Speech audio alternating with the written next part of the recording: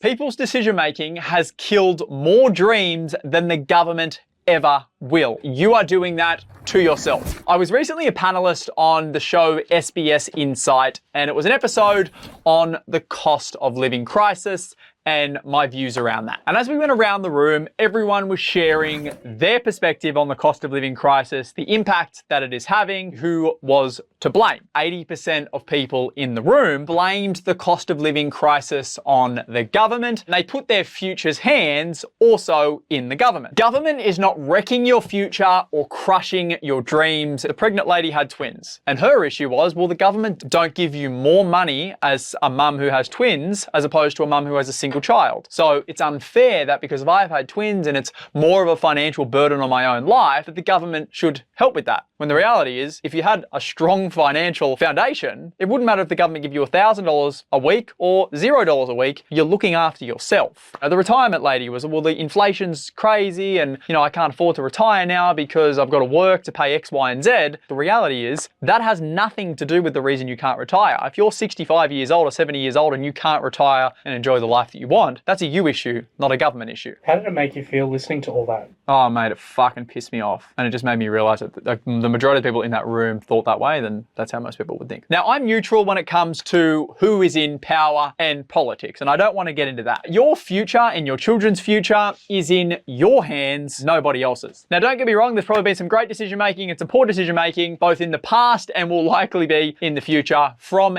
any government that is in power. But if you leave your future in the hands of someone else to decide, you're always going to be at the mercy of other people's decisions. And as I looked around the room and heard everyone's stories, my perspective on that was the reason you're not able to retire, for example, has nothing to do with the government making poor decisions, and it's got everything to do with your lack of action 20 or 30 years ago in your life. If you can't give your children the life that you want to be able to give them, it's not the government's fault, it's your fault because you didn't take the action in your life to set yourself up to go and give your kids the life that you wanted to be able to give them. And if you can't afford to buy a house in the location that you want to live in, it is no one else's fault other than your own. Two things need to happen. Either you need to make more money and go down a different career path if you can't afford to live in the location that your heart desires, or if you love the career you're in, but you can't afford with that career to live in the location, then you have to choose your career over the certain location that your heart desires. And the more people I think can encompass, okay, if it's my issue, it's also my ability to solve that problem, the happier people will be. But if you leave your future and fate in the government's hands, naturally you're going to be disappointed time and time again because the government is the government and they're there for a certain role, but it's not to allow everyone to hit their goals.